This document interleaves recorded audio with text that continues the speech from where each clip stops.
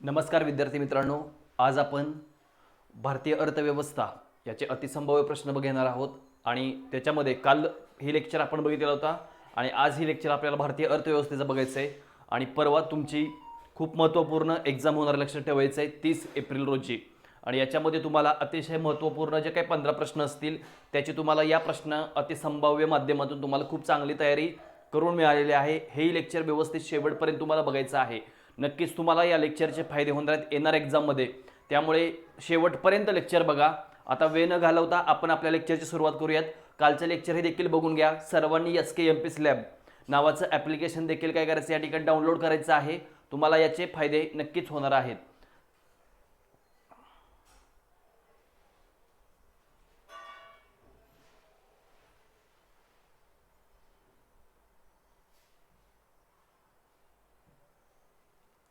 चला तर मग आपण आपल्या लेक्चरची सुरुवात करूयात। अतिशय महत्त्वपूर्ण प्रश्न आहे, लक्षात ठेवायचं तुमच्यासमोर आणि याच्यावरती नक्कीच प्रश्न हमखास विचारला जातो। राष्ट्रीय लोकसंख्या धोरण जे आहे, पटापट सर्वांनी चॅट बॉक्समध्ये आन्सर द्यायचा आहे। अतिशय महत्त्वपूर्ण प्रश्न आहे तुमच्यासमोर की राष्ट्रीय लोकसंख्या धोरण 2000 राष्ट्रीय लोकसंख्या 2002 संबंधित कोणते ध्येय मध्यावधी ध्येय नाही आहे वगैरे हे शब्द शेवटपर्यंत व्यवस्थित तुम्हाला लक्षात ठेवायचे आहेत। प्रश्नाचं उत्तर काढेपर्यंत हम दो आणि हमारे दो या धोरणाचा स्वीकार करण्यात आला होता, याच्यामध्ये लक्ष ठेवायचं आहे। आणि या विधानाचा विचार केला तर हे विधान काही अगदी बरोबर आहे। पहिलं जे आहे हे मध्यावधी लक्ष ठेवायचं आहे, नाही ओळखायचं आहे तुम्हाला, त्यामुळे ऑप्शन पहिला येऊ शकत नाही। 14 वर्षाखालील मुलामुलींना मोफत व सक्तीचे शिक्षण देणे हे देखील याच्यामध्ये येतं, लक्षात ठेवायचं तुम्हाला। आणि जन्म मृत्यू लग्न गर्भधारणेची नोंदणी 100% करणे हे देखील उद्दिष्ट याच्यामध्ये येतं। त्यामुळे या प्रश्नाचं अचूक उत्तर आहे प्रजनन बाल आरोग्य सेवा मिळवण्यासाठी एकात्मिक सेवा पुरवणे हे मध्यावधी नाही तर ताबडतोबीचं म्हणजेच इमिजिएटली हे ऑब्जेक्टिव्ह आहे राष्ट्रीय लोकसंख्या धोरण। राष्ट्रीय लोकसंख्या धोरणाचा विचार केला तर 2000 जे 45 होतं त्या जागेवरती आता 2070 केलेलं आहे आणि 2070 पर्यंत आपल्या देशाची लोकसंख्या स्थिर करणे हे महत्त्वपूर्ण ऑब्जेक्टिव्ह याच्यामध्ये सांगण्यात आलेलं होतं। राष्ट्रीय लोकसंख्या 2000 असेल, त्यानंतर 1976चं धोरण असेल, यामध्ये मुलीचे वय 18 आणि मुलाचे लग्नाचे वय 21 असेल। त्याचबरोबर स्त्री साक्षरता वाढवण्यावरती भर देणे हे देखील राष्ट्रीय लोकसंख्या धोरण 1976 याचं महत्त्वपूर्ण ऑब्जेक्टिव्ह होतं। या प्रश्नाचं अचूक उत्तर आहे पर्याय क्रमांक 4 आणि सर्व विद्यार्थ्यांनी या प्रश्नाचं उत्तर अगदी बरोबर सांगितलेलं आहे। मग याच्यामध्ये राष्ट्रीय लोकसंख्या धोरण असेल, त्याचबरोबर महाराष्ट्राची लोकसंख्या 2011च्या बेसवरती तुम्हाला काय करायचे या ठिकाणी व्यवस्थित करून ठेवायचे। यामध्ये प्रथम 3-4 जिल्हे सर्वाधिक घनता सर्वात कमी घनतेचे, त्यानंतर यामध्ये स्त्री पुरुष प्रमाण सर्वात कमी आणि सर्वात जास्त घनतेच्या ज्या जिल्हे आहेत, स्त्री पुरुष प्रमाण बाबतीमध्ये सर्वात कमी आणि जास्त जे जिल्हे आहेत ते क्लिअर लक्षात ठेवायचे तुम्हाला याच्यामध्ये। मग यामध्ये थॉमस माल्थस यांचा जो लोकसंख्येबाबत जो काही सिद्धांत आहे तो देखील तुम्हाला क्लिअर असला पाहिजे। लोकसंख्या याच्यामध्ये असेल जे असेल आपल्या देशाची भूमितीय पद्धतीने आणि अन्नधान्याची जी उत्पादन आहे ते गणितीय पद्धतीने लक्षात ठेवायचं, म्हणजे 1 2 3 4 या पद्धतीमध्ये काय होत असतं या ठिकाणी वाढत असतं। मग यामध्ये बघितलं आपण हम दो आणि हमारे दो असेल, त्याचबरोबर 2070 पर्यंत आपल्या देशाची लोकसंख्या स्थिर करणे हे देखील महत्त्वपूर्ण ऑब्जेक्टिव्ह या पहिल्या याच्यामध्ये सांगण्यात आलं होतं। 2000च्या धोरणामध्ये तुम्हाला मध्यावधी असेल, त्यानंतर दीर्घकालीन असेल आणि अलीकडे ताबडतोब असे 3 ऑब्जेक्टिव्ह जे असतात राष्ट्रीय लोकसंख्या धोरण 2000 याच्यामध्ये तुम्हाला ह्या गोष्टी ज्या आहेत लक्षात ठेवायच्या असतात। RBIने महाग पैशाचे धोरण अवलंबल्यास पतचलन विस्तार घडून येतो आणि RBIने स्वस्त पैसे धोरण अवलंबल्यास पतचलन संकोच घडून येतो। आता या दोन्ही विधानाचा विचार केला तर RBIची तुम्हाला मॉनिटरी पॉलिसी माहित असली पाहिजे। RBIची मॉनिटरी पॉलिसी याच्यावरती खूप सारे प्रश्न आयोगाने आतापर्यंत विचारलेले आहेत। पैशाची मागणी आणि पैशाचा पुरवठा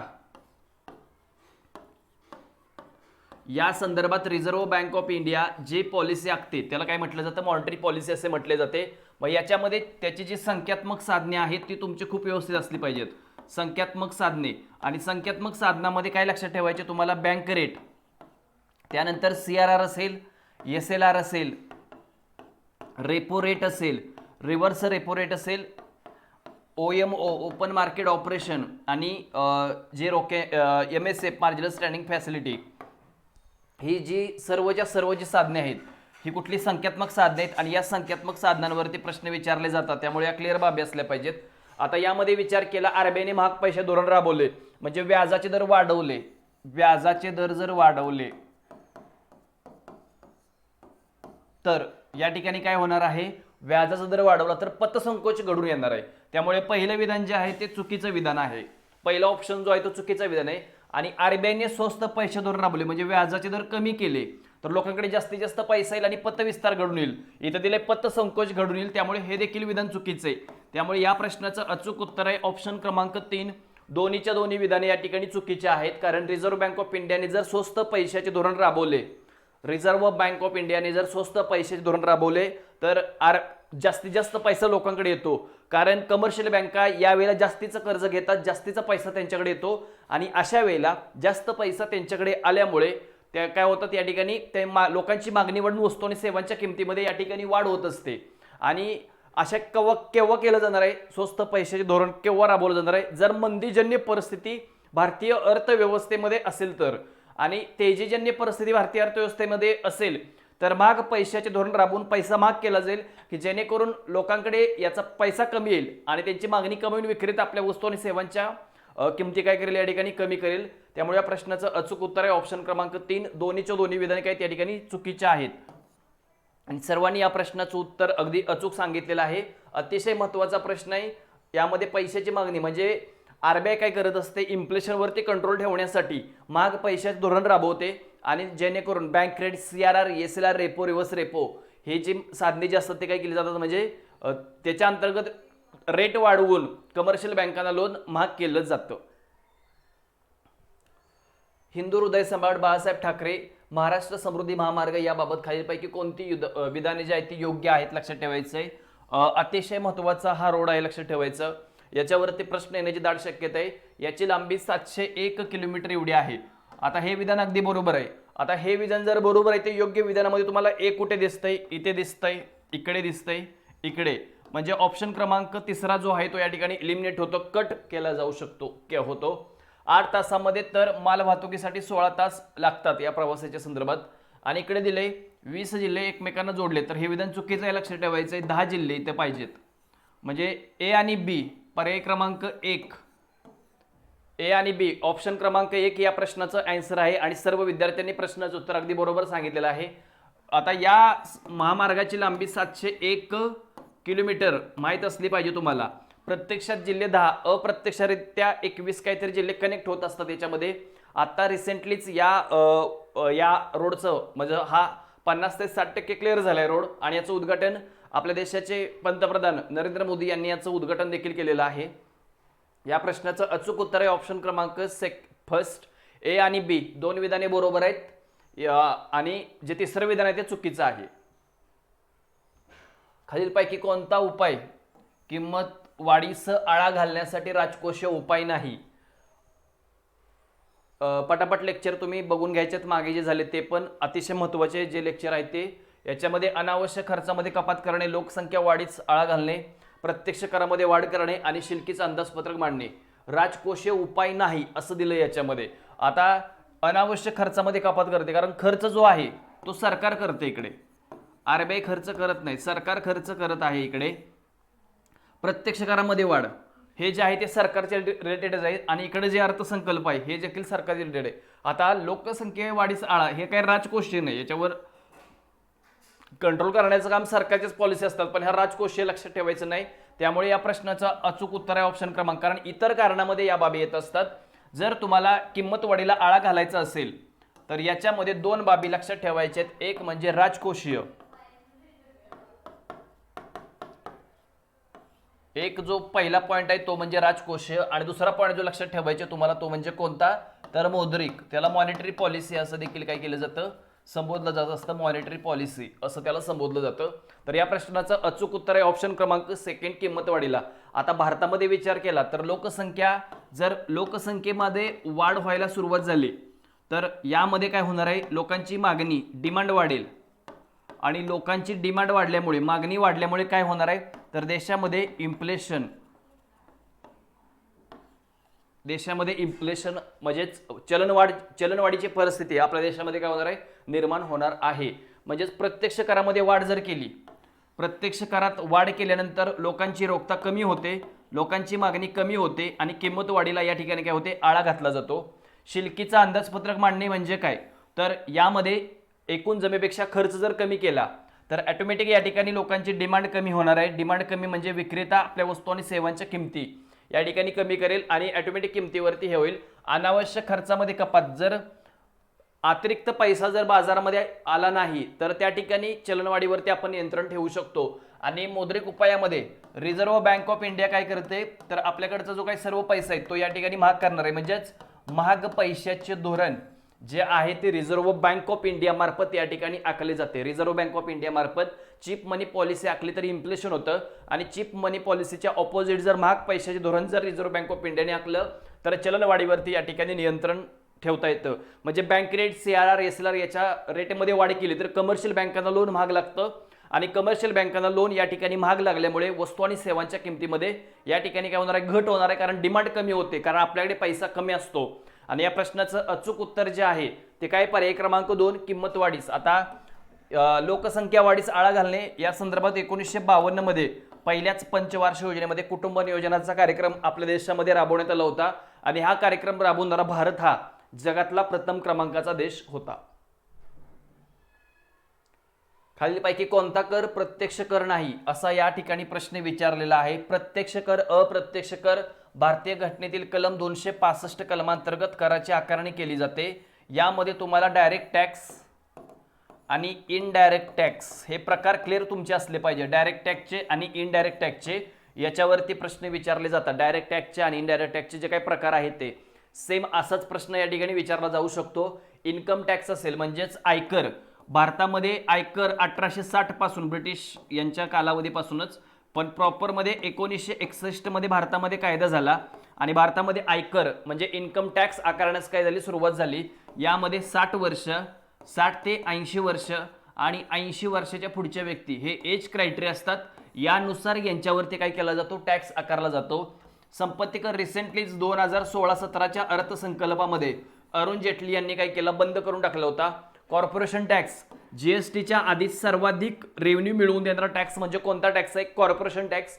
हा भारतीय कंपन्यांवरती 30%, तर परकीय कंपन्यांवरती हा कर किती लावला जातो, 40% आकारला जातो. ₹1 नफ्यापासून कॉर्पोरेशन टॅक्स आकारला जातो. भारतीय कंपन्या आणि परकीय भारतीय कंपन्या, ज्या परकीय देशाच्या कंपन्या भारतामध्ये आहेत त्यांच्यावरती काय केला जातो, अशा प्रकारचा टॅक्स आकारला जातो. आता या प्रश्नाचं अचूक उत्तर असेल ऑप्शन क्रमांक 4 सीमा शुल्क.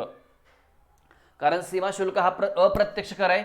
म्हणजे इथं दिले बघा, प्रत्यक्ष कर नाही म्हणजे इन्कम टॅक्स, कॉर्पोरेशन टॅक्स, संपत्ती कर असेल, मालमत्ता कर असेल, वारसा हक्क कर असेल, हे सर्व टॅक्स जे आहेत ते डायरेक्ट टॅक्स आहेत. सीमा शुल्क, सेवा कर, जीएसटी हे जे सर्व कर आहेत ते अप्रत्यक्ष कर आहेत. आता जीएसटीचा उल्लेख झालाय म्हणजे त्याची रिव्हिजन शेवटच्या टप्प्यामध्ये झाली पाहिजे. 122वी घटना दुरुस्ती विधेयक म्हणजे घटना दुरुस्ती 101 याचे स्लॅब लक्षात ठेवायचे. 0%, 5%, 12%, 18% आणि 28% हे जे स्लॅब आहेत ना जीएसटीचे ते तुमचे क्लिअर असले पाहिजेत. मग याच्यामध्ये जीएसटी एकूण राज्यांच्या निम्म्या राज्यांची संमती. पहिलं राज्य होतं आसाम. यामध्ये जीएसटीचे एकूण 3 प्रकार पडतात. IGST म्हणजेच इंटिग्रेटेड जीएसटी, सेंट्रल जीएसटी आणि स्टेट जीएसटी असे एकूण याचे किती प्रकार पडतात, 3 प्रकार पडत असतात. आणि भारतीय घटनेमध्ये याच्या अंतर्गत 246A, त्यानंतर 269A आणि 279A या 3 कलमांचा काय केलंय, समावेश करण्यात आलेला आहे याच्यामध्ये.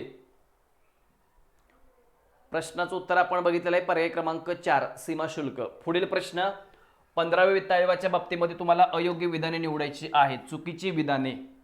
वित्त आयोग भारतीय घटनेतील आर्टिकल 280 अंतर्गत वित्त आयोगाची स्थापना केली जाते. 280 कलमांतर्गत हा जो आयोग आहे तो संवैधानिक आयोग आहे, म्हणजे घटनात्मक आयोग आहे, संवैधानिक आयोग आहे. असंवैधानिक नियोजन आयोग आहे, नीती आयोग आहे, NDC आहे, पण संवैधानिक आयोग म्हणजे वित्त आयोग. भारतीय घटनेतील 280 कलमांतर्गत आपल्या देशाचे राष्ट्रपती वित्त आयोगाची स्थापना करतात. हा राष्ट्रपतींचा वित्तीय अधिकार आहे. याच्यामध्ये या वित्त आयोगाचे सचिव अरविंद मेहता आणि 15 वित्त आयोगाचे आणि NK सिंग अध्यक्ष होते. 2011च्या लोकसंख्येचा बेस विचारात घेतलेला होता आणि याच्यामध्ये महसूल 41% अगदी बरोबर आहे. याच्या आधी 14व्या वित्त आयोगाने 42% वाटा दिला होता, कारण त्यावेळेला आत्ता जर विचार केला तर जम्मू काश्मीर आणि लडाख यांचं केंद्रशासित प्रदेशामध्ये रूपांतरामुळे सर्वाधिक वाटा यूपीला, हे देखील बरोबर आहे. पण महाराष्ट्राला लक्षात ठेवायचे 60% प्लस वाटा दिलाय. त्यामुळे हा जो ऑप्शन आहे चुकीचं विधान ओळखायचं होतं. पर्याय क्रमांक 4 हे विधान चुकीचं आहे. वित्त आयोग आणि वित्त आयोग याच्यावरती काय केले जातात, जोड्या लावायला आयोगाकडून हमखास प्रश्न विचारले जातात. त्यामुळे या बाबी तुम्हाला व्यवस्थित लक्षात ठेवायच्या आहेत. वित्त आयोगाचा विचार केला तर यांचा कार्यकाल 5 वर्ष असतो. 280 कलमांतर्गत राष्ट्रपती वित्त आयोगाची स्थापना करतात. याच्यामध्ये एक अध्यक्ष, 4 सदस्य आणि 1 सचिव असतो. अध्यक्षांची, सचिवांची वगैरे सगळ्यांची नेमणूक जी आहे ती राष्ट्रपती यांच्या मार्फत केली जाते. आता यांची पात्रता वगैरे असल्या काही बाबी घटनेमध्ये नसतात. पण वित्त आयोग हा राष्ट्रपतींच्या मर्जीतला वित्त आयोग असतो. राष्ट्रपती वित्त आयोग केव्हाही काय करू शकतात, या ठिकाणी बरखास्त करू शकतात. त्यांना तो अधिकार आहे, ते त्यांच्या मर्जीतला आयोग आहे. याच्यामध्ये यांच्या पात्रतेचा विचार केला तर त्या व्यक्ती सर्वोच्च आणि उच्च न्यायालयामध्ये न्यायाधीश होण्याच्या पात्रतेची असावी लागते. तसेच त्या व्यक्तीला अर्थशास्त्र, वित्त व लेखा बाबींचं नॉलेज असावं लागतं. वित्त आयोग हा एक समन्यायिक आयोग आहे.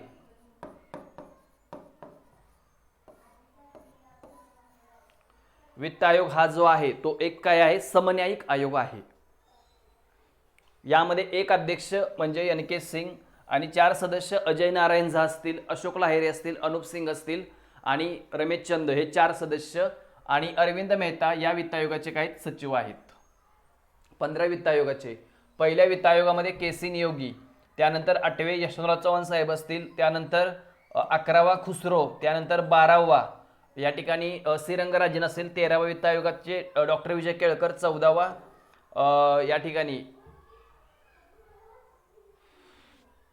रेड्डी कोणतरी आहेत, लक्षात ठेवायचं, आणि 15वा NK सिंग. या प्रश्नाचं अचूक उत्तर आहे ऑप्शन क्रमांक 4. लक्ष, FRBM ऍक्ट, महसुली तूट आणि राजकोषीय तूट कमी करण्यासाठी FRBM ऍक्ट हा कायदा जो आहे तो 2003 मध्ये करण्यात आलेला होता. अतिशय महत्त्वाचा कायदा, डॉक्टर विजय केळकर समिती, ते लक्षात ठेवायचे तुम्हाला.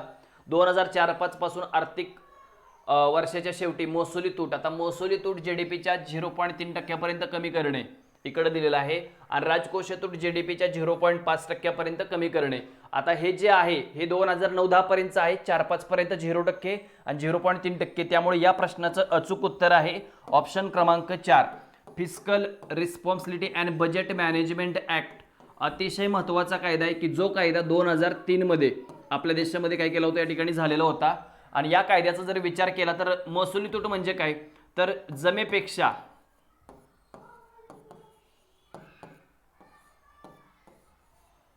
खर्च काय असतो, याच्यामध्ये जास्त असतो, जमेपेक्षा खर्च जास्त असतो. आणि राजकोषीय तूट म्हणजे महसुली जमा प्लस भांडवली जमा मायनस टोटल एक्सपेंडिचर, त्याला राजकोषीय तूट असे म्हटले जाते. आणि राजकोषीय तुटीमुळे आपल्या देशामध्ये या ठिकाणी करंट अकाउंट डेफिसिट देखील काय होते, वाढत असते. करंट अकाउंट डेफिसिट वाढते. या प्रश्नाचं अचूक उत्तर आहे पर्याय क्रमांक 4. FRBM कायद्याचं परीक्षण करण्यासाठी 2016 मध्ये NK सिंग समितीची स्थापना करण्यात आलेली आहे, जे आत्ताच मागे प्रश्नामध्ये बघितलंय आपण. 15 वित्त आयोगाचे अध्यक्ष.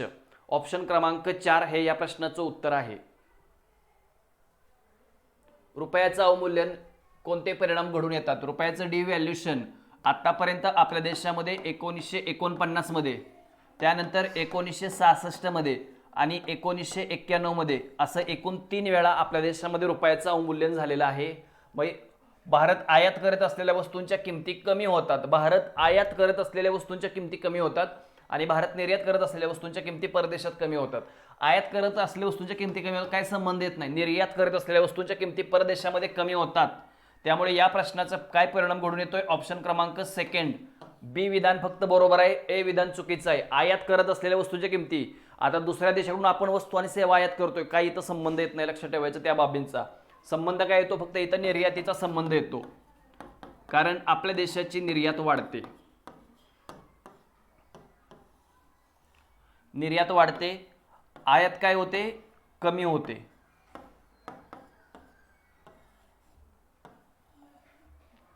याच्यामध्ये आयात कमी होते पण आपल्या वस्तू आणि सेवांच्या किमती कमी होतात.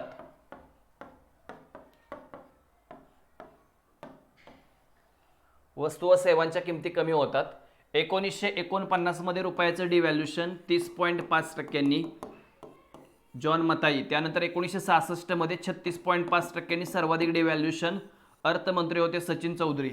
आणि त्यानंतर लक्षात ठेवायचं आहे 1991 मध्ये रुपयाचं डिव्हॅल्युएशन 3 टप्प्यामध्ये 1 जुलै, 3 जुलै आणि 15 जुलै याच्यामध्ये डिव्हॅल्युएशन जे झाले आपल्या देशामध्ये ते किती टक्क्यांनी झालेलं आहे? 22.2%. डॉक्टर मनमोहन सिंग यावेळेला अर्थमंत्री होते. हे तुम्हाला या प्रश्नाच्या बाबतीमध्ये काय करायचं आहे? लक्षात ठेवायचं आहे. या प्रश्नाचं अचूक उत्तर आहे ऑप्शन क्रमांक 2. रुपयाचं अवमूल्यन म्हणजेच डिव्हॅल्युएशन, त्याच्या ऑपोजिट आहे ओव्हर व्हॅल्युएशन. म्हणजेच याच्यामध्ये काय केलं जातं? वस्तू आणि सेवांच्या किमती वाढवल्या जातात. त्याचा परिणाम होतो की आपल्या देशाची आयात वाढते, निर्यात कमी होते. कारण का निर्यात कमी होणार आहे? ज्यावेळेला तुमच्या वस्तू आणि सेवांच्या किमती जास्त असतात त्यावेळेला परदेशातील व्यक्ती आपल्या देशामध्ये येऊन त्या वस्तू आणि सेवा खरेदी करणार नाही, अशा वेळेला आपल्या निर्यात घटेल. याच्या उलट आपल्या देशातील लोक काय करतील? परकीय देशाकडून वस्तू आणि सेवा खरेदी करतील. त्याच्यामुळे आपल्या देशाची निर्यात काय होणार? या ठिकाणी कमी होईल आणि आयातीमध्ये वाढ होईल आणि ऊर्ध्व मूल्यामुळे परकीय चलन साठा कमी होतो. तर रुपयाच्या डिव्हॅल्युएशनमुळे परकीय चलन साठा वाढतो. परकीय चलन साठा याच्यामध्ये काय होणार आहे? वाढ होणार आहे. अतिशय महत्त्वाचा प्रश्न आहे ऑप्शन क्रमांक 2. नियोजन मंडळाचे पहिले अध्यक्ष. लवकरात लवकर सर्वांनी या प्रश्नाचं आन्सर द्यायचं आहे.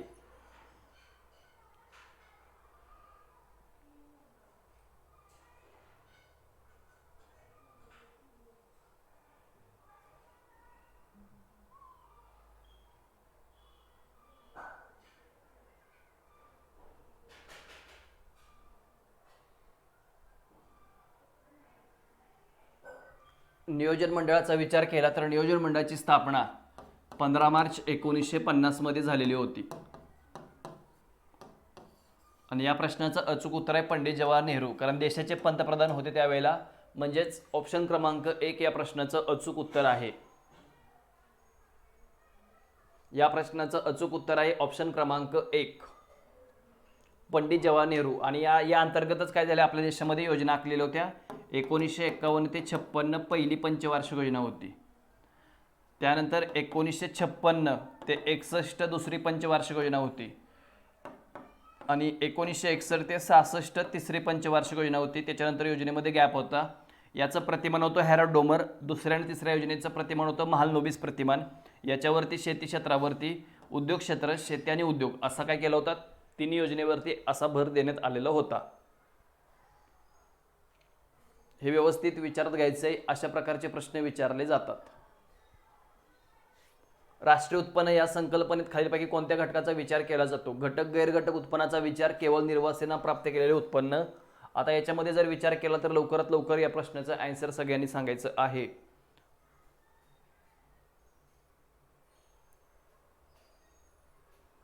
या प्रश्नाचा अचूक उत्तर आहे दोन्ही नाही. घटक उत्पन्नाचा, गैरघटक उत्पन्नाचा विचार राष्ट्रीय उत्पन्नामध्ये केला जात नाही, निर्वासितांचं नाही. तर ज्यावेळेला परकीय देशातील व्यक्ती आपल्या देशाच्या सीमांतर्गत भागामध्ये येते त्यावेळेला त्या व्यक्तीचं उत्पन्न देखील आपल्या देशाच्या सीमांतर्गत भागामध्ये काय केलं जातं? प्लस केलं जातं. त्यामुळे या प्रश्नाचा अचूक उत्तर आहे ऑप्शन क्रमांक 3 गैरघटक उत्पन्नाचा विचार केला जात नाही, घटक उत्पन्नाचा याच्यामध्ये काय केला जातो? विचार केला जातो. म्हणजेच राष्ट्रीय उत्पन्नामध्ये ज्या काही 4 कन्सेप्ट आहेत, GDP, GNP, NDP, NNP, 4 concept clear पाहिजेत. राष्ट्रीय उत्पन्न मोजण्याचे प्रकार 3 क्लिअर पाहिजेत. कुठले प्रकार प्रत्यक्ष, अप्रत्यक्ष आहेत ते क्लिअर पाहिजे तुमचं. त्यानंतर याच्यामध्ये रिअल जीडीपी, नॉमिनल जीडीपी काय असतो हे क्लिअर पाहिजे. जीडीपी डिप्लेटर म्हणजे काय, ह्या कन्सेप्ट तुमच्या काय असल्या पाहिजेत? पहिल्या टॉपिकमधल्या क्लिअर असल्या पाहिजेत. एनएसएसओ, सीएसओ असेल, एनएससी असेल. त्यानंतर याच्यामध्ये ज्या काही महत्त्वाच्या गोष्टी आहेत त्या म्हणजे ग्रीन जीडीपी, पर्यावरणाचं हानीमूल्य जे आहे आपल्या प्रॉपर जीडीपीतून कमी केल्यानंतर आपल्याला काय मिळतं या ठिकाणी? तर आपल्याला ग्रीन जीडीपी मिळतो. या संदर्भात 2013-14 मधली जी काही समिती स्थापन केली ती समिती मला सर्वांनी चॅट बॉक्समध्ये लवकरात लवकर सांगायचं आहे. या प्रश्नाचं अचूक उत्तर आहे ऑप्शन क्रमांक 4 निर्वासितांचं नाही तर परकीय देशातील व्यक्तींचं आणि भारतीय देशातील व्यक्तींचं उत्पन्न देशाच्या राष्ट्रीय उत्पन्नामध्ये म्हणजे जीडीपी मध्ये काय होत असतं? प्लस होत असतं. पण जर भारतीय व्यक्ती परकीय देशामध्ये गेली सीमा सोडून तर त्या व्यक्तीचं उत्पन्न आपल्या देशाच्या सीमांतर्गत भागामध्ये प्लस केले जात नाही.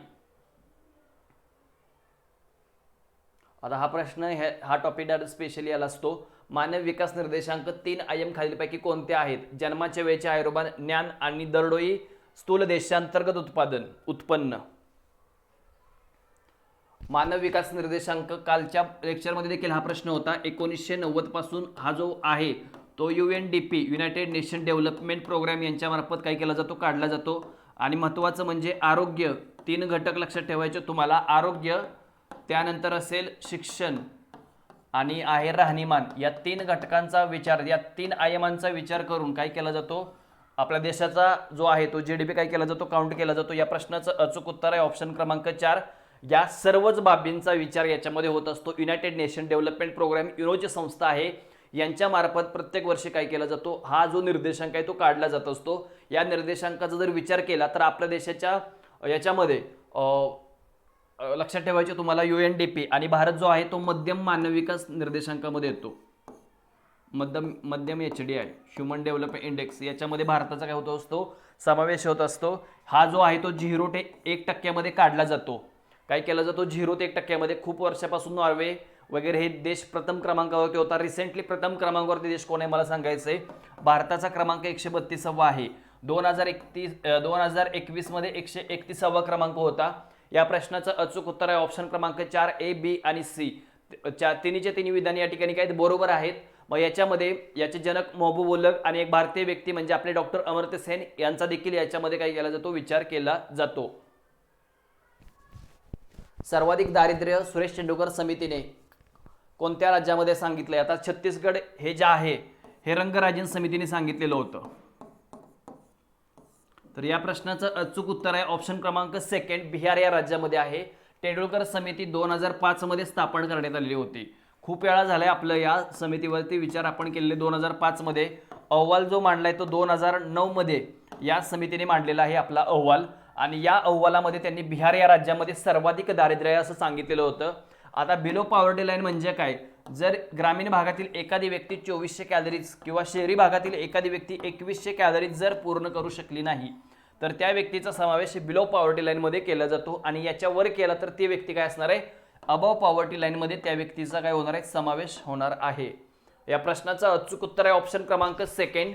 या समितीची स्थापना बघितली आपण, टोटल दारिद्र्य आहे ते 21.9% एवढं या समितीने काय केले सांगितलेलं आहे. त्यानंतर रंगराजन समितीचा विचार केला छत्तीसगडमध्ये. त्या समितीची स्थापना 2014 मध्ये या समितीने आपला अहवाल सादर केला होता. आणि या अहवालामध्ये त्यांनी दारिद्र्य छत्तीसगड या राज्यामध्ये सांगितलंय. कॅलरीज मूल्य 2155 ग्रामीण भागासाठी आणि शहरी भागासाठी 2090 हे कोणी सांगितलेलं आहे तर रंगराजन या समितीने सांगितलेलं होतं. लकडावाला समितीची स्थापना 1989 मध्ये, 1993 मध्ये लकडावाला समितीने आपला अहवाल मांडलेला होता. आणि त्यांनी अहवालामध्ये 2400 ग्रामीण भागासाठी आणि 2100 शहरी भागासाठी कॅलरीज मूल्य काय केले सांगितलेलं आहे. चलनवाढ नियंत्रण आणण्यासाठी कोणता उपाय राजकोषीय उपाय नाही. राजकोषीय उपाय म्हणजे लक्षात ठेवायचं इथं एक गव्हर्नमेंट ऑफ इंडिया यांचाच याच्यामध्ये काय केला जातो, विचार केला जातो. पटापट आन्सर द्यायच्या सर्व विद्यार्थ्यांनी. अतिशय महत्त्वपूर्ण प्रश्न आहे तुमच्यासाठी. अधिक किमतीच्या नोटा चलनातून. आता किमतीच्या नोटा हा शब्द इथे झालाय म्हणजे येथे RBI. आता RBI आली म्हणजे मॉनिटरी पॉलिसी आली, म्हणजेच काय याला म्हणतो आपण मौद्रिक धोरण आलं इथे.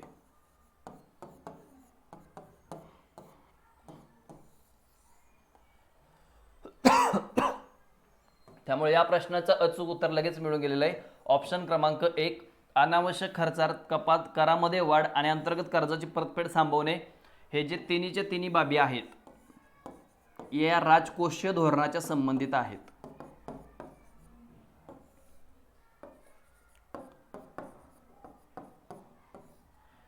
पैशाची मागणी, अर्थव्यवस्थेमध्ये अनावश्यक परिणाम घडवून आणणे, आवश्यक परिणाम घडवून आणणे आणि अनावश्यक परिणाम दूर करणे या संदर्भात सरकार जे धोरण आखते त्याला काय म्हटले जाते, राजकोषीय धोरण असे त्याला संबोधले जाते.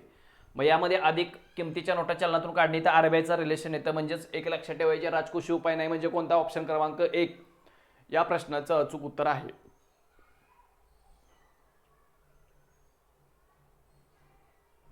चलनवाढ मापनाच्या 2 पद्धती लक्षात ठेवायचं आहे. एक आहे होलसेल प्राइस इंडेक्स आणि दुसरा आहे कंझ्युमर प्राइस इंडेक्स. अशा ह्या 2 बाबी अतिशय महत्त्वाच्या आहेत, होलसेल प्राइस इंडेक्स आणि कंझ्युमर प्राइस इंडेक्स. उद्या देखील आपण लेक्चर घेणार आहे, संध्याकाळी 9 वाजता लाईव्ह स्वरूपामध्ये असेल. इकॉनॉमिक्स आणि पॉलिटी एकत्रित लेक्चर असेल, लक्षात ठेवायचं आहे. ज्या काही महत्त्वाच्या गोष्टी आहेत लक्षात येत नाहीत त्या तुम्हाला एकदम स्पीडमध्ये उद्याच्या लेक्चरमध्ये सांगितले जातील. कुणी लेक्चर ते अजिबात मिस करू नका. ओके. आता WPIचा विचार केला तर याच्यामध्ये फक्त वस्तू विचारात घेतल्या जातात आणि इकडं वस्तू व सेवा विचारात घेतल्या जातात. आता इथं जे आहे घाऊक किंमत निर्देशांकापेक्षा ग्राहक किंमत निर्देशांक जास्त असतो. ग्राहक किंमत निर्देशांकात वस्तू आणि सेवा ग्राहकांपर्यंत पोहोचेपर्यंत त्यांची किंमत वाढते. आता ए बी बरोबर ए हे ह्याचं कारण आहे, पण या प्रश्नाचं अचूक उत्तर आहे ए बी बरोबर. दोन्ही पण विधाने बरोबर आहेत आणि ए हे बीचे कारण आहे, लक्षात ठेवायचं. ए जे आहे ते बीचं कारण आहे, त्यामुळे या प्रश्नाचं अचूक उत्तर आहे ऑप्शन क्रमांक सेकंड. ग्राहक किंमत निर्देशांक याच्यामध्ये याचं बेसिक इयर वगैरे सगळ्या गोष्टी तुमच्या क्लिअर असल्या पाहिजेत. WPI CPI कोणामार्फत काढला जातो, WPI CPIचा विचार केला, इंडस्ट्रियल वर्कर असेल, रुरल लेबर असेल, UNME असेल, अर्बन नॉन मॅन्युअल एम्प्लॉईज वगैरे ह्या बाबी CPIच्या बाबतीत तुमच्या क्लिअर असल्या पाहिजेत. याच्यावर देखील प्रश्न विचारले गेलेले आहेत. या प्रश्नाचं अचूक उत्तर आहे पर्याय क्रमांक 2. थोडा आपण स्पीडमध्ये घेतोय, प्रश्न खूप जास्त आहेत.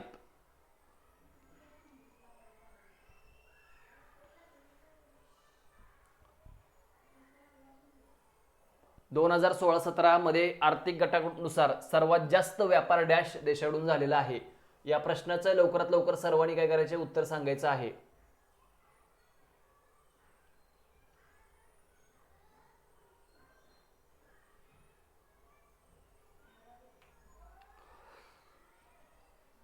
विकसित देश ओपेक असेल, OECD आणि वरीलपैकी नाही. लवकर लवकर या प्रश्नाचं आन्सर सर्व विद्यार्थ्यांनी द्यायचं आहे.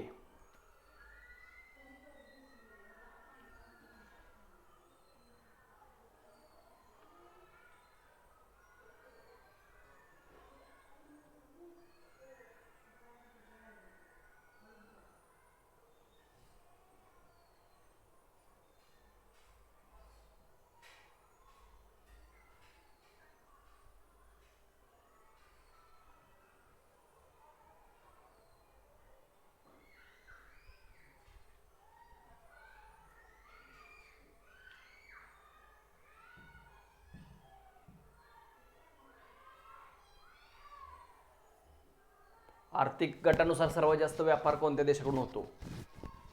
तर या प्रश्नाचं अचूक उत्तर आहे ऑप्शन क्रमांक सेकंड.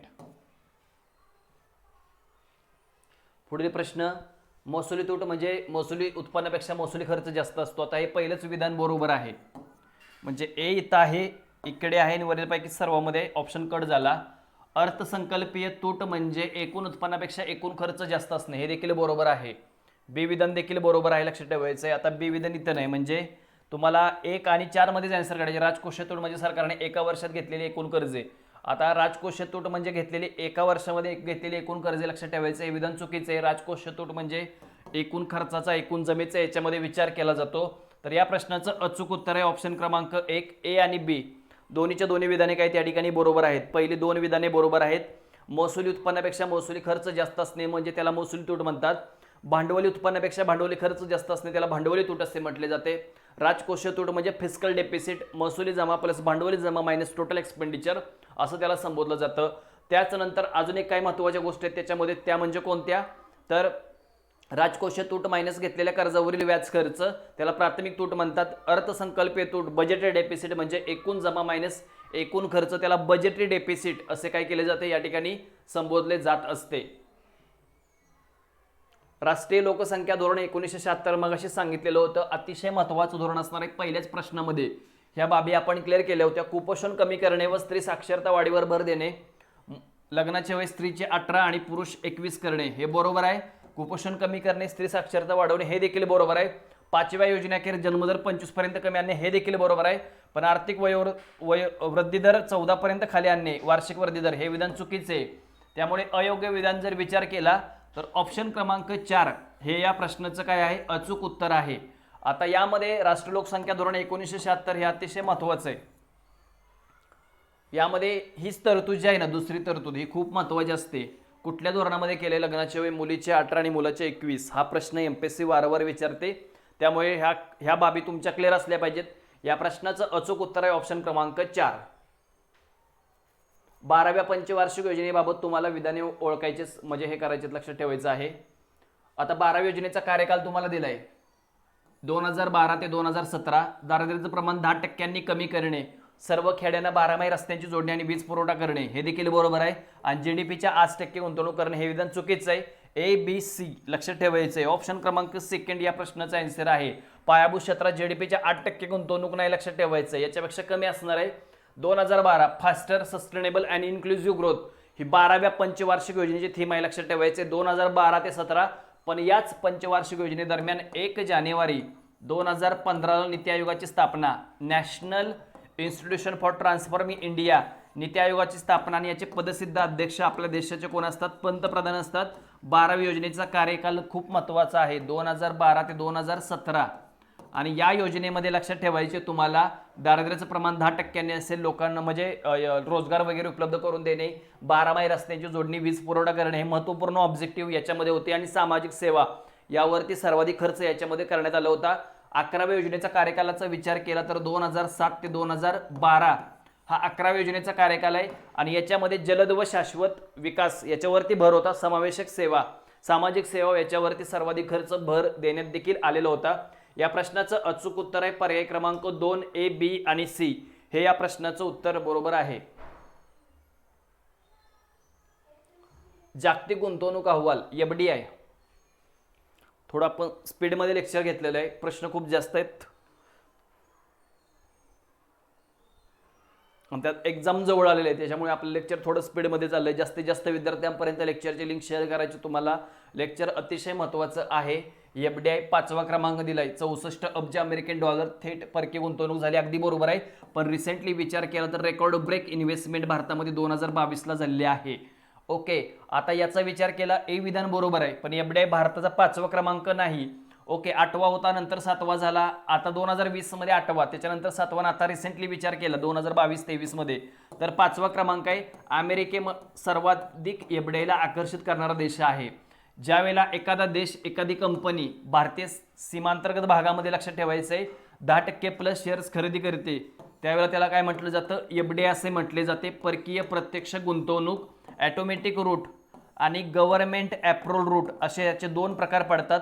ऑटोमॅटिक रूटद्वारे 100% इन्व्हेस्टमेंट करू शकता आणि इकडे 5,000 कोटी आणि 5,000 कोटीपेक्षा जास्त इन्व्हेस्टमेंट, संबंधित मंत्रालय कमी असेल इन्व्हेस्टमेंट तर आणि जास्त इन्व्हेस्टमेंट असेल 5,000 कोटीपेक्षा जास्त तर तुम्हाला या ठिकाणी कोणाची परमिशन लागते?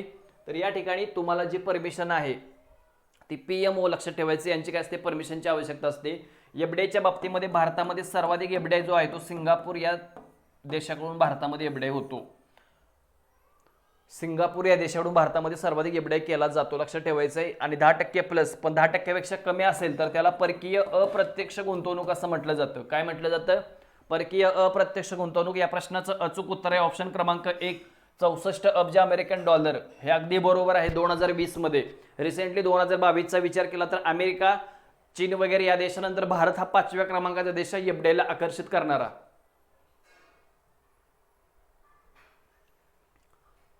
जल जीवन मिशन या संदर्भात तुम्हाला अयोग्य विधाने ओळखायची आहेत, चुकीची विधाने. अतिसंभाव्य प्रश्न थोडी स्पीडमध्ये घेतलेत आपण या लेक्चरमध्ये.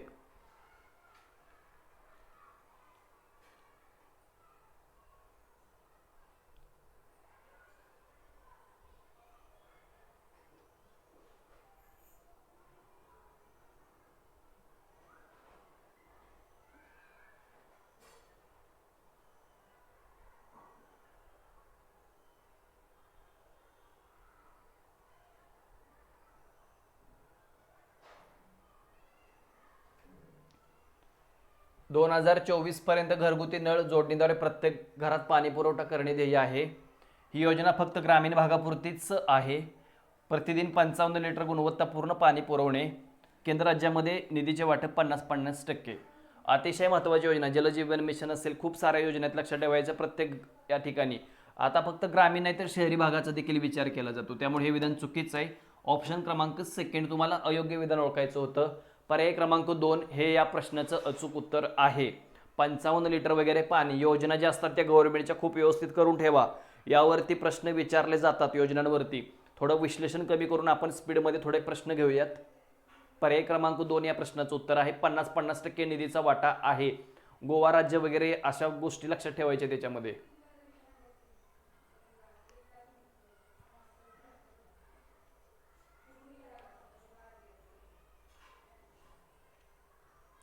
जे वर्ष किमतीच्या दृष्टीने असामान्य वर्ष असते ते वर्ष आधारभूत वर्ष म्हणून घोषित केले जाते. म्हणजेच वस्तू आणि सेवांच्या किमती स्थिर असल्या पाहिजेत त्या वर्षामध्ये, त्यावेळेला ते वर्ष आधारभूत वर्ष बेस इयर म्हणून गृहीत धरलं जातं. रिसेंटली विचार केला तर 2011-12 हे GDP साठी बेस इयर आहे. याच्या आधी 2004-5 हे बेस इयर होतं. कारण ज्या वर्षामध्ये वस्तू आणि सेवांच्या किमती स्थिर असतात तेच वर्ष बेस इयर म्हणून काय केलं जातं, गणलं जातं. आता इथं NSSOचा काही संबंध येत नाही. आतापर्यंत NSSO यांनी नाही लक्षात ठेवायचंय. याच्यामध्ये सेंट्रल स्टॅटिस्टिकल ऑफिस याचा विचार केला तर GDPचं मोजमाप यांच्या मार्फत केलं जातं. आता ते मोजमाप करतात पण कोणत्या बेसवरती मोजमाप करतात, ज्या वर्षी आधारभूत वर्ष गृहीत धरले ते वर्ष बेस म्हणून काय केलं जातं, या ठिकाणी आधारभूत वर्ष म्हणून गृहीत धरलं जातं. या प्रश्नाचा विचार केला तर लक्षात ठेवायचं तुम्हाला इथं दिलंय बी विधान हे चुकीचं विधान आहे, लक्षात ठेवायचं. पर्याय क्रमांक 2 बी विधान चुकीचं आहे.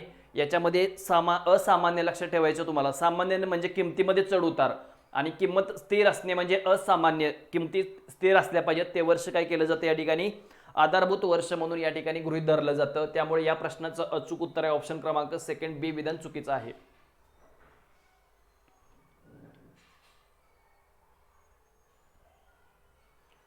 GDP मध्ये देशाच्या नागरिकांनी कमवलेले उत्पन्न हे बरोबर आहे, कारण देशाच्या सीमांतर्गत GNP मध्ये देशाच्या, आता परकीय व्यक्ती जर आला तर GNP मध्ये मायनस होणार, पण तुम्ही जर बाहेर गेला तरी पण तुमचं उत्पन्न GNP मध्ये प्लस होणार.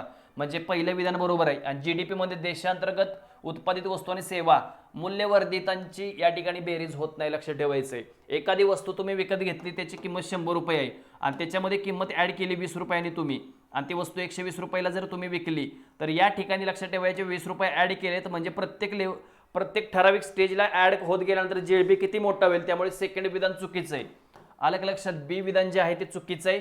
या प्रश्नाचं अचूक उत्तर आहे ऑप्शन क्रमांक 2 बी विधान चुकीचं आहे. मूल्यवर्धित लक्षात ठेवायचं आहे. व्हॅल्यू ॲडेड याच्यामध्ये ऍड कसं होणार, कारण जर तुम्ही शेतकऱ्यांनी जर 500 रुपयाला आंबे विकले या ठिकाणी फ्रुटिया कंपनीला आणि त्यांनी जर 1000 रुपयाला विकून टाकले तर GDP 1000 नसतो, लक्षात ठेवायचंय तुम्हाला.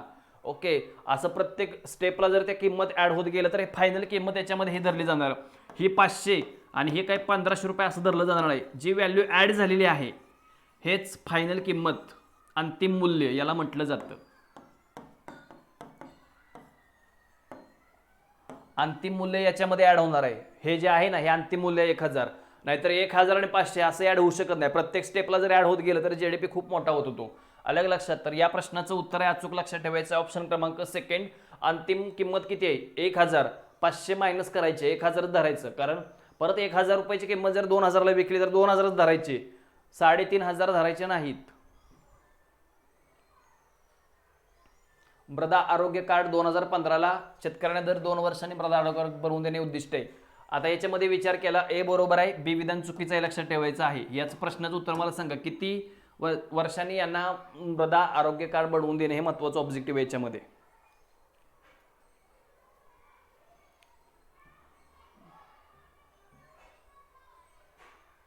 सर्वाधिक निर्यात कशाची होती 2018-19 मध्ये, तर अभियांत्रिकी वस्तूची होती. ऑप्शन क्रमांक 3 हे या प्रश्नाचं अचूक उत्तर आहे. ऑप्शन क्रमांक 3 या प्रश्नाचं अचूक उत्तर आहे, लक्षात ठेवायचं तुम्हाला.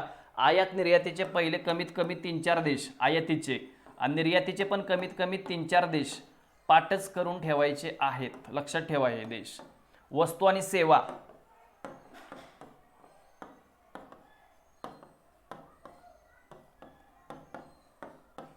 आणि देश क्लिअरच असले पाहिजे तुमचे. हे भारतामध्ये मध्यवर्ती बँक असावी अशी संकल्पना प्रथम डॅश यांनी मांडलेली होती. William Bentinck, Dalhousie, Warren Hastings आणि यापैकी नाही. लवकरात लवकर स्पीडमध्ये आन्सर द्यायचे सर्व विद्यार्थ्यांनी. अतिशय महत्त्वपूर्ण प्रश्न आहे आणि उद्या कंबाईनच्या आधीचा फायनल लेक्चर लाईव्ह स्वरूपामध्ये होणार, त्यामुळे लेक्चर कुणीही मिस करू नका उद्याचा. या प्रश्नाचं अचूक उत्तर आहे ऑप्शन क्रमांक 3 वॉरन हेस्टिंग्स. उद्या संध्याकाळी 9 वाजता लाईव्ह स्वरूपामध्ये लेक्चर असेल, लक्षात ठेवा सगळ्यांनी. वॉरन हेस्टिंग्स मध्यवर्ती बँक लक्षात ठेवायचं आहे. बिहार आणि बंगाल काहीतरी मध्यवर्ती बँक पहिली स्थापन करण्यात आली होती. 1926 हिल्टन यंग आयोग असेल. त्यानंतर 1934ला ऍक्ट झाला आणि 1 एप्रिल 1935 मध्ये रिझर्व्ह बँक ऑफ इंडियाची काय झाली या ठिकाणी स्थापना झाली. 1937 मध्ये त्याचं मुख्यालय जे होतं ते या ठिकाणी कुठे आणण्यात आलं होतं, बॉम्बे या ठिकाणी. आधी कलकत्ता या शहरामध्ये त्याचं मुख्यालय होतं.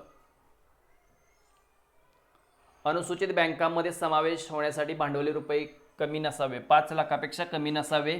अनुसूचित बँकामध्ये 1934चा आरबीआय ऍक्ट त्याच्यामध्ये समावेश होणाऱ्या आणि आरबीआय ऍक्ट 1934च्या अनुसूचित 2 मध्ये ज्यांचा समावेश होत नाही त्यांना काय म्हणतात, बिगर अनुसूचित बँका असे संबोधले जाते.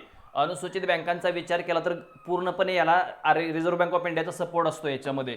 इकडे अजिबात सपोर्ट नसतो, फक्त यांच्यावर CRRचं बंधन असतं, तो पण निधी त्यांनी स्वतःजवळच ठेवायचा असतो. इकडं CRRचं बंधन आहे, SLRचं बंधन आहे. प्रत्येक शुक्रवारी आपला अहवाल त्यांना RBIला काय करायला लागतो, सादर करावा लागतो. आणि अशा वेळेला काय केलं जातं, RBI पण यांना जर यांचा NPA वगैरे वाढला तर यांना स्टेबल करण्याचं काम अनुसूचित बँकांना RBI करत असते. पण यांचा NPA वाढला तर इकडे RBI कोणत्याही प्रकारची यांना मदत करत नाही. उदाहरणार्थ जिल्हा मध्यवर्ती बँका असतील, इकडे राष्ट्रीयकृत बँका असतील. क्लिअरच असलं पाहिजे तुमचं हे. आलं का लक्षात? इथपर्यंत हे लेक्चर आपण आजच्या लेक्चर हे जे आहे हे क्लिअर केलेलं आहे. अतिशय महत्त्वपूर्ण लेक्चर, प्रश्न अतिसंभाव्य, फक्त थोडे स्पीडमध्ये आपण घेतलेले होते. शेवटपर्यंत लेक्चर तुम्ही बघायचं आहे. हे जरी बघितलं नसेल तर पहिल्यापासून नंतर बघत घ्या आणि स्पीडमध्ये बघून काढा. उद्या संध्याकाळी 9 वाजता लाईव्ह स्वरूपामध्ये आपण लेक्चर बघणार आहोत. ओके, चालेल. मग या ठिकाणी आपण आता थांबणार आहोत. धन्यवाद. सगळ्यांनी चॅनलला लाईक आणि चॅनलला सबस्क्राईब आणि लेक्चरला लाईक करायचं आहे सर्वांनी पटापट.